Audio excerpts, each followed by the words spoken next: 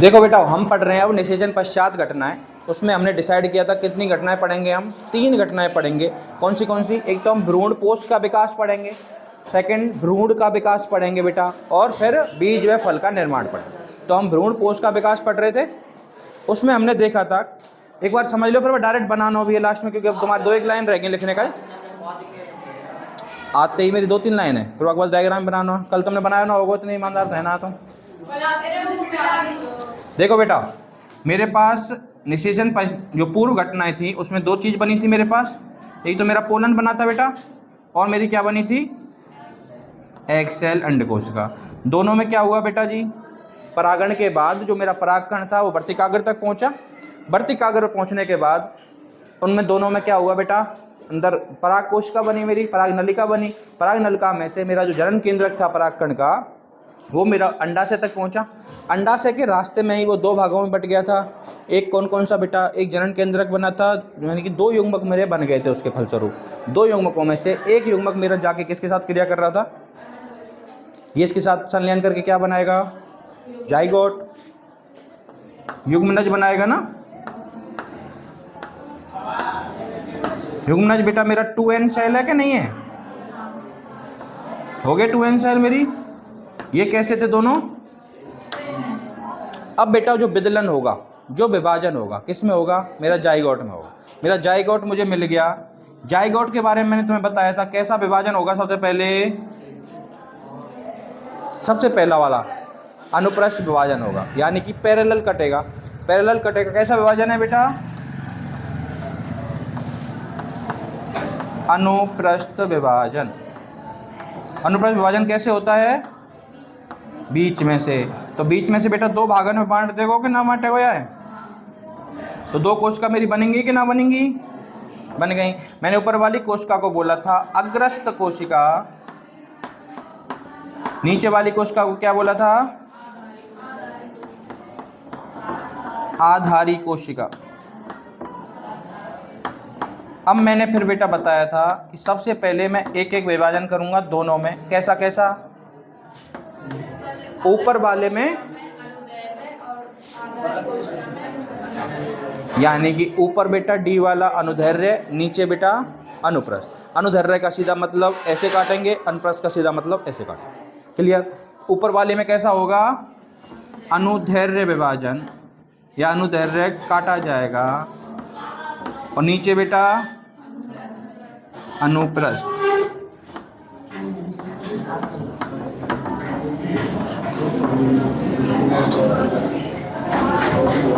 बेटा अनुदैर्ध्य विभाजन होगा, इसका मतलब कोशिका मेरी जो ऊपर वाली है, जो मेरी अग्रस्त कोशिका है, वो कैसे कट जाएगी, 2 भागों में बट जाएगी। और नीचे वाली जो मेरी आधारी कोशिका है, उसमें बेटा अनुप्रस्थ विभाजन हो रहा है, पैरेलल विभाजन हो रहा है, वो कैसे कट जाएगी मेरी 2 भागों में, ऐसे। यानी कि मेरे पास कितनी सेल्स हो गई, अब 4 सेल्स हो गई बेटा।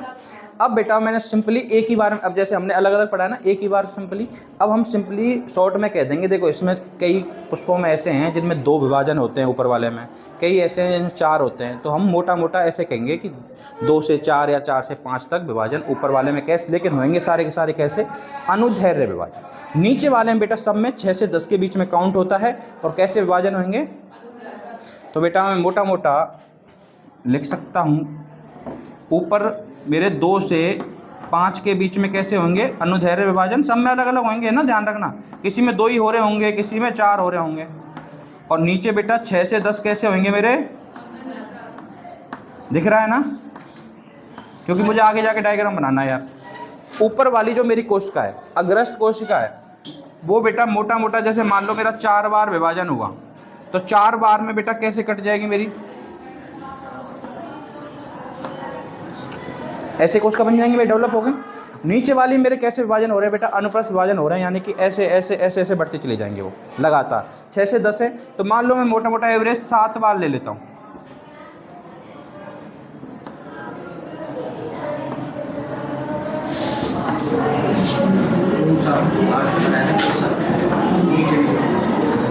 क्लियर हुआ बेटा। चूस का अंग, ऐसा अंग जिसको काम क्या है, जिसको कहते, मतलब हमारे जो वॉल्व है उसके साथ जुड़ा रहेगा बेटा, उसके साथ चिपका रहेगा। क्लियर। देखो अब मैं मोटा मोटा ऐसे कह सकता हूँ ना कि ई मेरी कोशिका कौन सी है, अग्रस्त कोशिका है, और नीचे वाली पूरी की पूरी कैसी है, आधारी कोशिका। ये आधारी कोशिका विभाजनों का परिणाम है, ये कौन सी में, अनुप्रस्थ कोशिका, सॉरी अग्रस्त में। इस पूरे को बेटा मैं यहां से लेके यहां तक क्या बोलता हूं, निलंबक। और निलंबक का बेटा सुन लो यार, निलंबक का जो आखिरी छोर है, जो आखिरी कोशिका, उसको मैंने क्या नाम दिया था, चूस्कांक। और जो बेटा सबसे ऊपर वाली कोशिका है, इसका क्या नाम दिया था,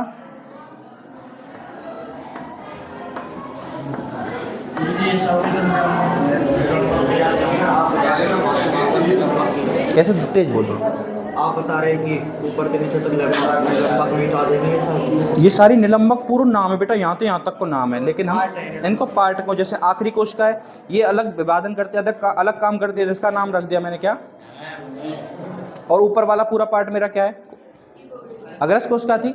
इसमें भी बेटा अलग अलग करेंगे, जो ऊपर वाला पार्ट है, जो ये दो सेल हैं, इनका नाम रखेंगे हम बेटा इपोबेसल,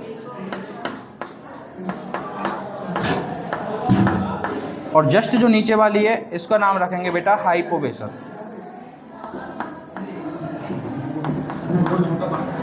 हम यार अब बेटा एक बार लिख लें, फिर एक बार दोबारा कर लेंगे ना, या बनाना यही तो फिर समझ में आएगा का क्या बना मेरा, ये बीज का निर्माण हो रहा है बेटा, भ्रूण का निर्माण हो रहा है, भ्रूण से ही तो बीज बनेगा। एक प्रकार से मोटा मोटा कह सकता हूँ कि मेरा बीज बन रहा है, या क्या बन रहा है, भ्रूण बन रहा है, किसका, पुष्प का। क्लियर। कहाँ तक लिख दो बेटा, वह लिखो। देख अग्रस्त कोशिका में 2 से 4 अनुदैर्ध्य विभाजन तथा आधारी में 6 से 10 अनुप्रस्थ विभाजनों के फलस्वरूप नीचे निलंबक बनता है। इसका क्या है, अंत में अपने से लिखा निलंबक, जिसका कर दो तो पर्याय है ना। देखो बेटा मैंने बोला लास्ट में, आधारी कोशिका में 6 से 10 अनुप्रस्थ विभाजनों के फलस्वरूप नीचे निलंबक बनता है, जिसका आखिरी छोर या अंत का छोर लिख दो, जिसका आखिरी छोर चूस्कांक कहलाता है, और ऊपरी हिस्सा जो सबसे ऊपर है उसका क्या नाम बताया था, अब नो, वो तो अगर ये कौन सी है, ये तो अग्रस्त है।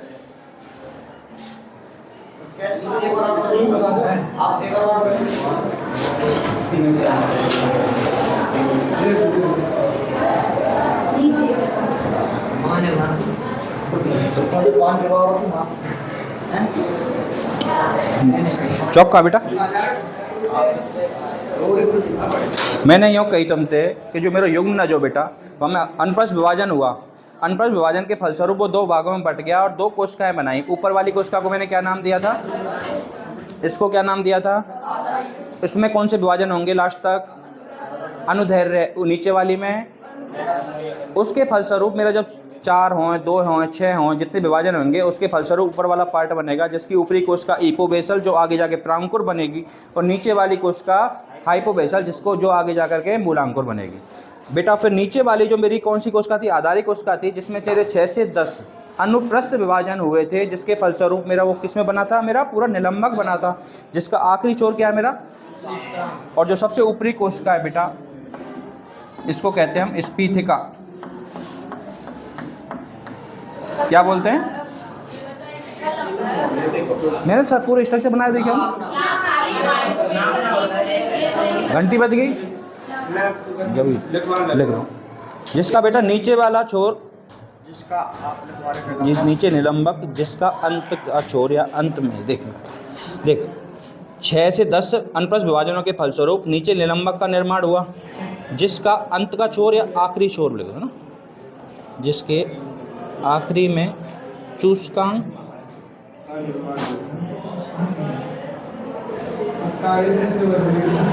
निर्माण हुआ। अब आगे के लाइन तो सब लिखेंगे, तथा सबसे ऊपरी कोशिका को स्पीथिका कहते हैं, तथा सबसे ऊपरी कोशिका को स्पीथिका कहते हैं।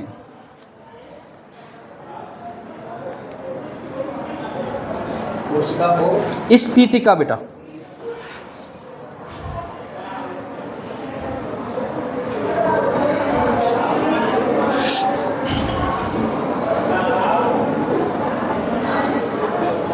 है को बेटा, लाइन छोड़ के अगला पॉइंट डालो।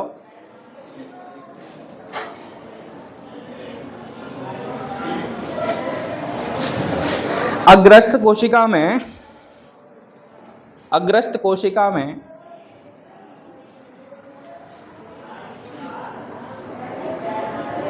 दो से 5 विभाजनों के फलस्वरूप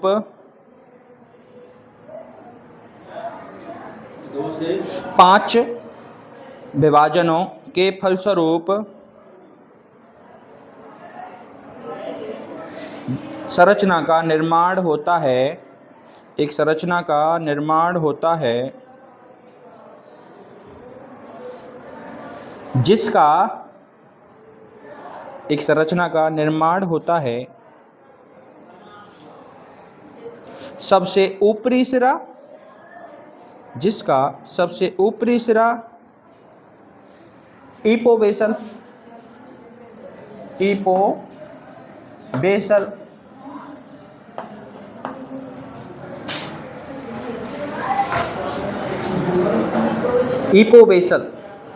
तथा सबसे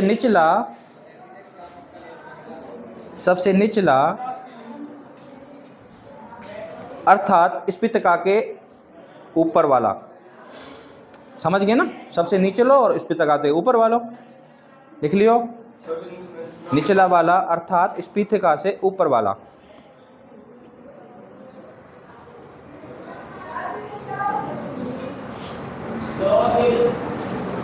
स्फीतका से ऊपर वाला हाइपोबेसल कहलाता है, हाइपोबेसल कहलाता है।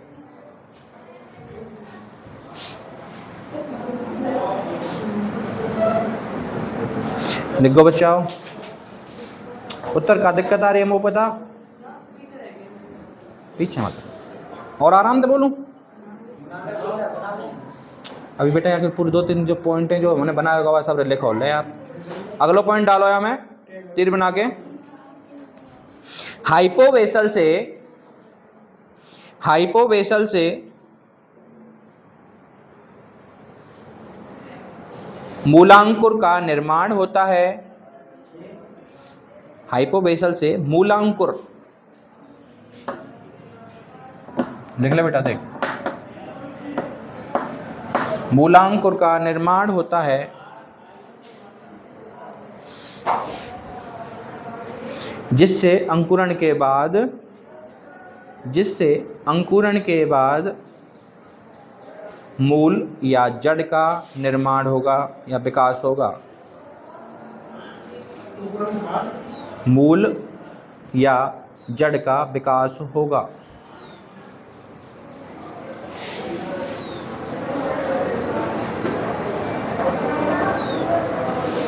नेक्स्ट पॉइंट लिखें बेटा, वो नीचे लिखें, नेक्स्ट पॉइंट लिखें। इपोबेसल से बीज पत्र व प्रांकुर का निर्माण होगा। इपोबेसल से प्रांकुर अथवा बीज पत्रों का निर्माण होगा जो अंकुरण के बाद इपोबेसल से प्रांकुर अथवा बीज पत्रों का निर्माण होगा जो अंकुरण के बाद तना, पत्ती आदि में विकसित हो जाएंगे। बाद तना, पत्ती आदि में विकसित हो जाएंगे। क्लियर हो गया बेटा जी?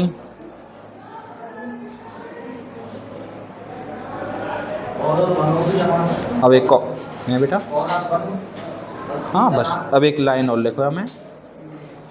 इस प्रकार द्विबीजपत्री भ्रूण का निर्माण होता है। इस प्रकार द्विबीजपत्री भ्रूण का निर्माण होता है। भ्रूण का निर्माण होता है जिससे विकसित होकर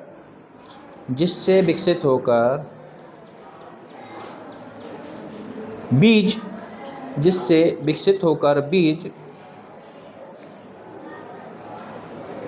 तथा उसके अंकुरण से नए पौधे का निर्माण होता है, तथा उसके अंकुरण से नए पौधे का निर्माण होता है।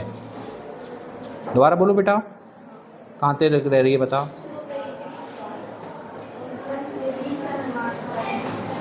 तुमने एग्जैक्ट लिखो का 3-4 शब्द में बताओ कहाँ हो।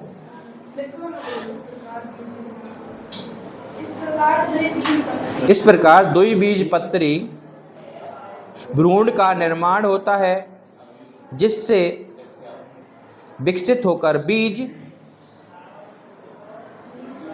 तथा उसके अंकुरण के बाद नए पौधे का निर्माण होता है। वही प्रोसेस है सेम, भ्रूण से बीज, बीज से बेटा अंकुरण जैसे होगा का निर्माण होता है। अब बेटा एक नोट लिख लो यहाँ पे, क्योंकि तुम लोग सोचोगे कि साहब ये तो है द्विबीजपत्री, अगर पेपर में आ जाए कि एक बीजपत्री भ्रूण का विकास कैसे होता है, तो उसके लिए एक नोट लिख लो छोटा सा, नीचे लिखे नोट। एक बीजपत्री पादपों में भी, एक बीजपत्री पादपों में भी, एक बीजपत्री पादपों में भी द्विबीजपत्री के भांति, द्विबीजपत्री के भांति, कहाँ रहेगा बेटा, एक बीजपत्री पादपों में भी द्विबीजपत्री के भांति, द्विबीजपत्रियों के भांति भ्रूण का विकास होता है, भ्रूण का विकास होता है, पूर्ण विराम,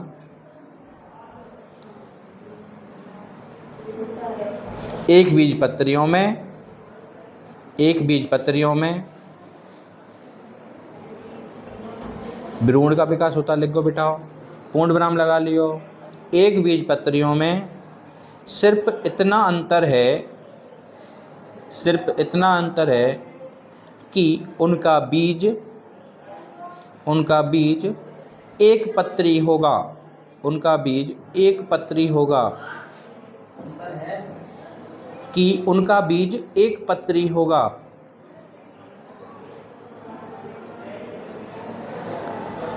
समझ गए? देखो ध्यान दो, जैसे चना है, चना है हम खोलेंगे बेटा तो उसका जो बीज है, जो उसका हम चना बोलते हैं जिसको, वो बेटा 2 पालिकाओं में बटा रहता है कि नहीं, अलग अलग टूट जाए, तो ये है वो बेटा 2 बीजपत्री। अब फॉर एग्जांपल बादाम हो गया, वो 2 बीजपत्री। वहीं अगर गेहूं को लोगे तो दिखता ऐसा है कि 2 बीजपत्री सा दिखता है ना, लेकिन वो विभेदित नहीं होता उसका।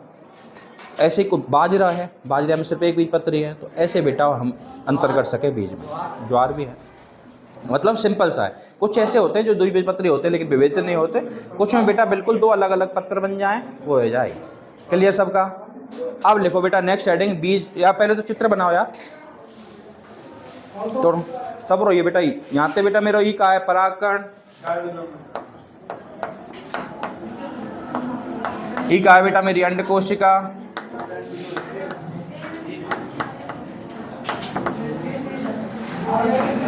ये दोनों का संलयन हुआ बेटा मेरा युग्मनज बन गया जाइगोट। वहां से आगे की बेटा प्रोसेस यही रही। ये मेरा जाइगोट है, जाइगोट में क्या क्या विभेदन हो रहा है, उसके बाद क्या बन रहा है, वो सारी कुछ बनाओ। कहाँ है गो बेटी, अपने ने बनाओ। लाली समझ में बैठो सबके, भैया आओ सब रहे हो, बैठो ढंग से। रिंकू तो रिंकू बेचारो वैसो ना पूछे अगर आओ ना करो तो छवि यार रोक दिया बेटा ने, पर कैसे रोकना पता है ना, वैसो बारो पौष बारो। द्विनिषेचन क्रिया के फलस्वरूप, द्विनिषेचन क्रिया के फलस्वरूप बीजांड में अनेक परिवर्तन होते हैं, बीजांड में अनेक परिवर्तन होते हैं,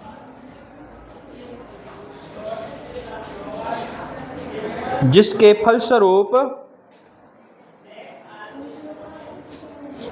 फलस्वरूप बीजांड से बीज का निर्माण होता है। द्विनिषेचन के पश्चात या तो फलस्वरूप हमारा जो बीजांड है उसमें बहुत सारे परिवर्तन होंगे। परिवर्तन के फलस्वरूप बीजांड बीज का निर्माण करता है। सौरभ बोलूंगा दोबारा थे। द्वि निषेचन क्रिया के फलस्वरूप बीजांड में अनेक परिवर्तन होते हैं जिससे वह बीज का निर्माण करता है। ऐसे लिख दो बस, काफी है। या जिसके फलस्वरूप बीजांड से बीज का निर्माण होता है। पूर्ण विराम लगा के बेटा लिखो। बीजांड के दोनों अध्यावरणों से, बीजांड के दोनों अध्यावरणों से बीज आवरण का निर्माण होता है। बीजांड के बाहर अध्यावरण थे ना बेटा जो हमने पढ़े थे, अब वो क्या बना रहे हैं? बीज का आवरण, जो कठोर कठोर सो रहे ना, खोल बोले जाते वो। बीजांड के अध्यावरणों से बीज के या बीज आवरण का निर्माण होता है। लिख गो।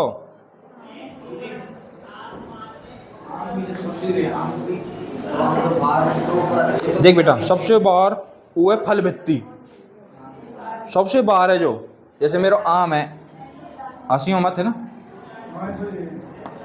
है गो। तो जो ये पीलो वाला पार्ट, सुन लो यार, जो पीलो पीलो पार्ट है आम को, ये फल भित्ति।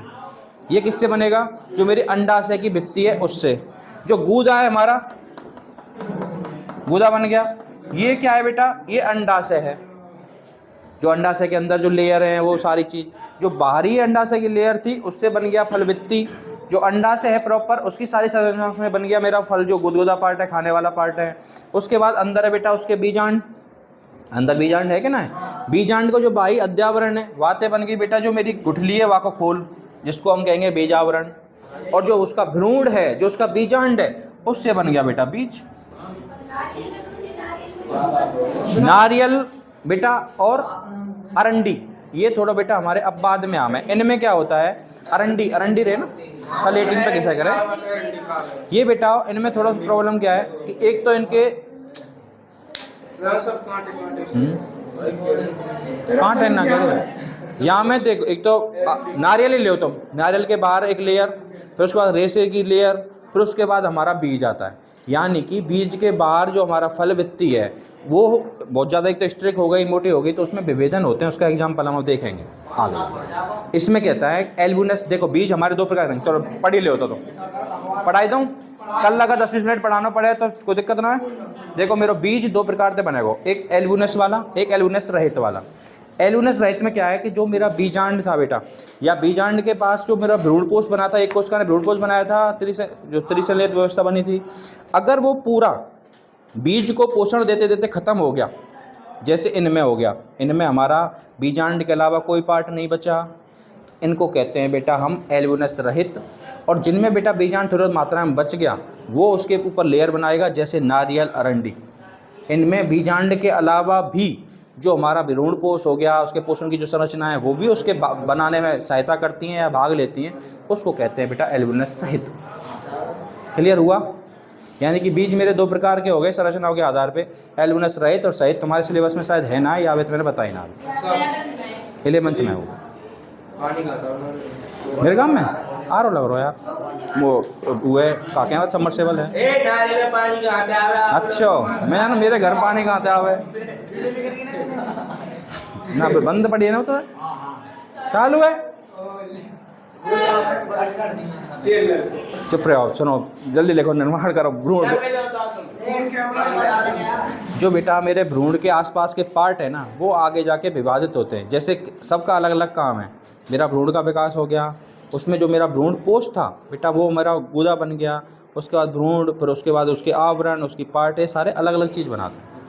अब हम जब एग्जाम पर पढ़ेंगे तो सावरण लिखेंगे कि आम में ये चीज़ ई है, नारियल में ये चीज़ ई है, सारी चीज़ें डिस्कस करें।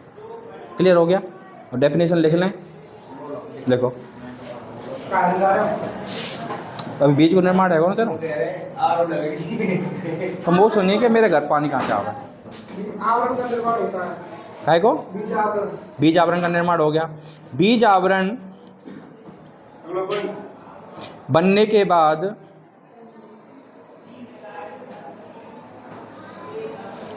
इसमें धीरे धीरे पानी की मात्रा कम होती जाती है।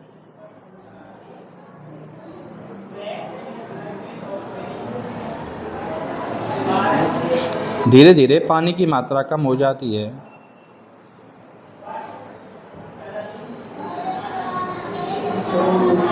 भ्रूणपोष में बीज के लिए भोजन संचित हो जाता है। बीज के लिए भोजन संचित हो जाता है। सारे पार्टनर पढ़ रहे हैं बेटा, बीजांड के नाम वही लिख रहे हैं हमें। हो जाता है, पूर्ण विराम। बीजांड द्वार छोटे से छिद्र का निर्माण करता है। छोटे से छिद्र का निर्माण करता है जिससे ऑक्सीजन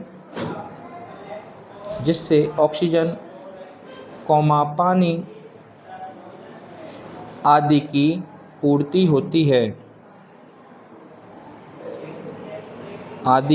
जिससे पानी, ऑक्सीजन आदि की पूर्ति होती है। पूर्ण विराम लगाएगा बेटा, और नीचे तो एक तीर बना के लिखी हो है ना।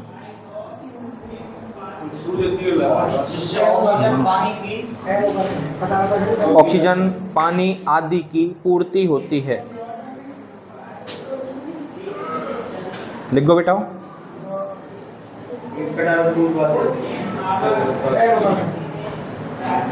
नीचे लाइन तीर बना के एक लाइन और लिख दो, बस खत्म। बीज में जल की मात्रा कम होने के बाद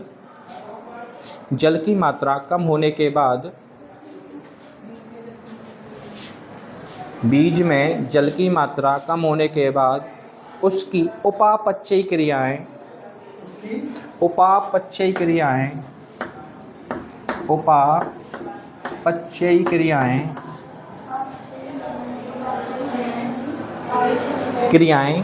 धीमी पड़ जाती हैं। धीमी पड़ जाती हैं, जिसे बीज की प्रसुप्ति अवस्था कहते हैं। प्रसुप्ति।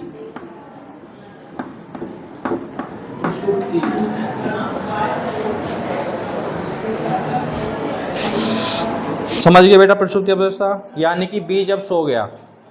अब जैसे ही, अब एक लाइन और लिखें तो लिख लो, जैसे उसे अनुकूलित व्यवहार मिलेगा, जैसे नमी, ऑक्सीजन, प्रॉपर पानी, पोषण, तो अंकुरित हो जाएगा बीज। फल का इतना ना तो ना लिखें तो इतना ही है। नेक्स्ट लिखो बेटा, फल का निर्माण। समझ गए ना।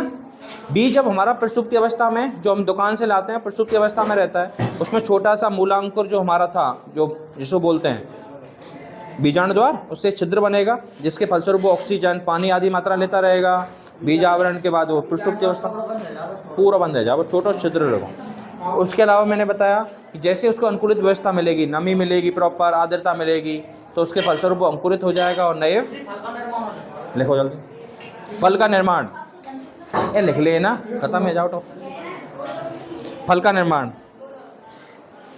अंडाशय के आ जा ना, परिपक्व होने से, अंडाशय के परिपक्व होने से फल का निर्माण होता है।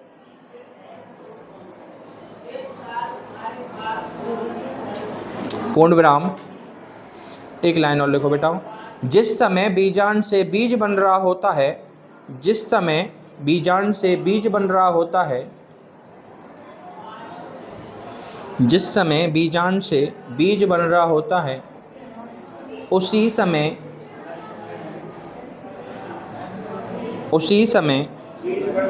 बीज बन रहा होता है, उसी समय अंडाशय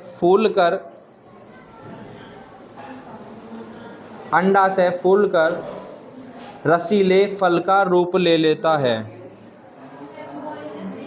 रसीले फल का रूप ले लेता है। बैठ जा भैया। पूर्ण विराम। अंडाशय की भित्ति, फल बेटा, देखो, लिख ले पहले पूरा। अंडा से फूल कर रसीले आम का फल का रूप ले लेता है, पूर्ण विराम। अंडा से की भित्ति से, अंडा से की भित्ति से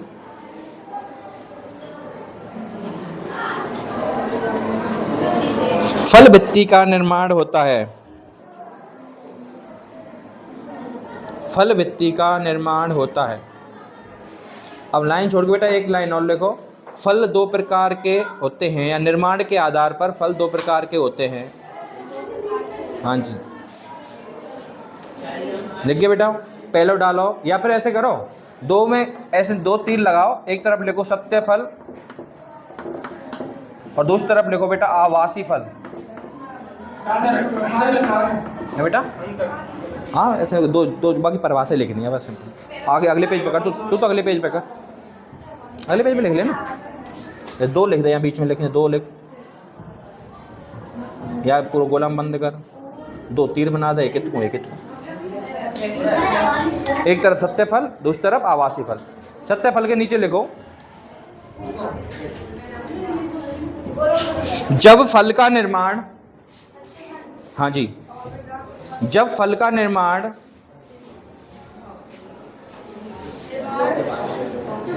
अंडाशय से होता है,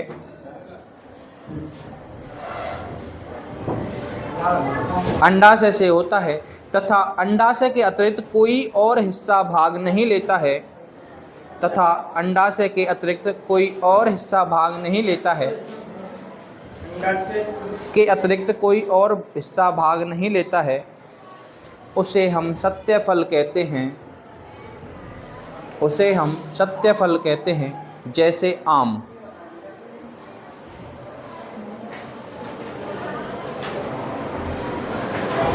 आवासी में लिखो भैया, जैसे आम।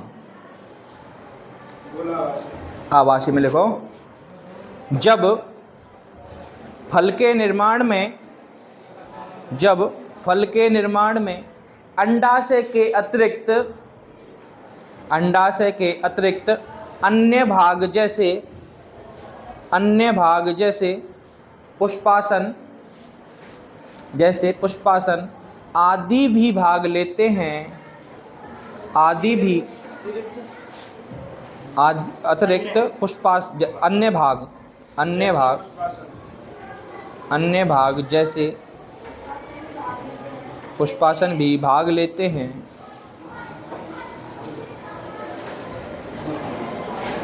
तो उसे आभासी फल कहते हैं, तो उसे आभासी फल कहते हैं। जैसे सेब, स्ट्रॉबेरी, कॉमा स्ट्रॉबेरी आदि। लिखो बेटा, स्ट्रॉबेरी लिखूं बस। अब तुम देखो, कल जाके अपनी एनसीईआरटी किताब खोलोगे, उसके सारे क्वेश्चंस क्लियर करोगे। उसमें 2 से 3 क्वेश्चन ही ऐसे मिलेंगे जो तुम्हारे नोट्स में ना है, उनके बारे में डिस्कस करना है। बाकी के बारे में सोचना हो कि हमारे नोट्स में है या ना है, और ख़त्म। क्लियर? जाके पर एनसीईआरटी देखोगे, मैं कल पूछूंगा भाई कि कौन से हो रह गए, कहाँ रह गए।